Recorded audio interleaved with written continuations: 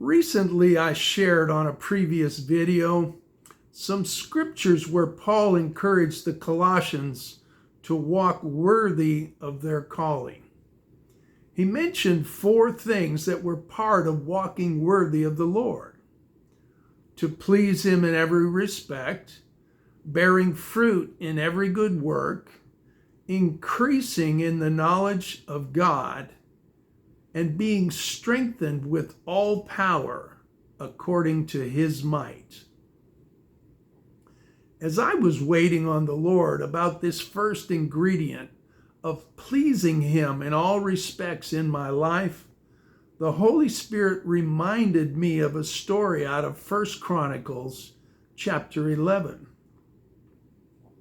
Samuel had already anointed David to be king over Israel, but he'd not yet taken the throne.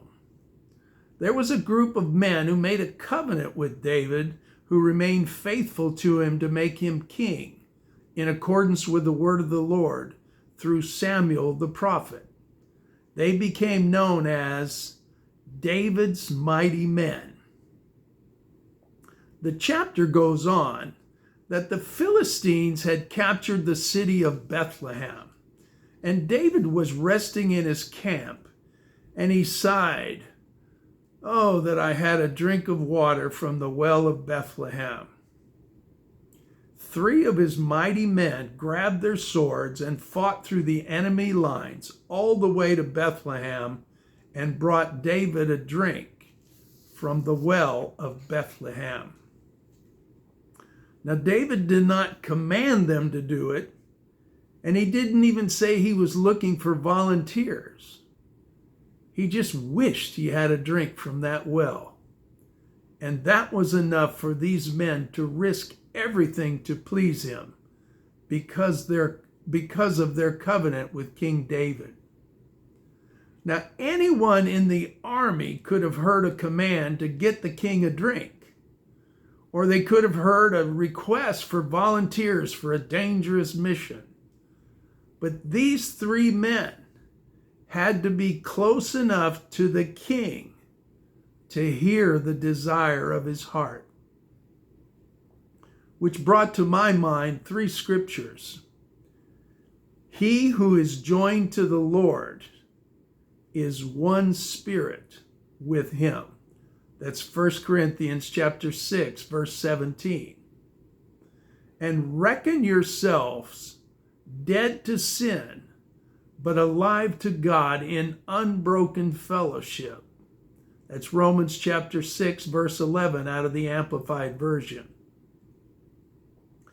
I have given them the glory that you have given me, that they may be one, just like we are one.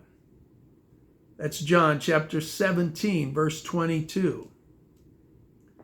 Christ's perfect sacrifice has given us the same relationship with God that Jesus has, so that we can know His heart, hear His voice, and do His will. Now, Jesus gave us His authority so that we could bind everything that He had already bound in heaven and loose everything that He had already loosed in heaven by His supernatural sacrifice. That's Matthew chapter 16, verse 19. He did not ask us to go out and invent things to do for Him, or even pray for the many good things that we may feel are needful. He is asking us to proclaim the things that He has already determined to happen from the foundation of the earth, and He has already paid for, already done, and already committed His Holy Spirit to bring to reality through us. That's Ephesians chapter 3, verse 20. Jesus said, I no longer call you servants, because a servant does not know what his master is doing. But I call you friends, because everything that the Father has told me, I have made known to you. You did not choose me, but I chose you, and I appointed you that you should go and bear fruit, and that your fruit would remain, so that whatever you ask the Father in my name, he will give it to you. That's John chapter 15, verse 15 and 16. And here's another one of God's commitments to his children.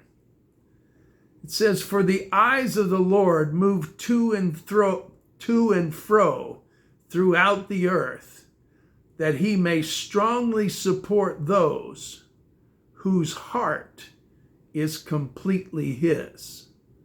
That's 2 Chronicles chapter 16, verse 9.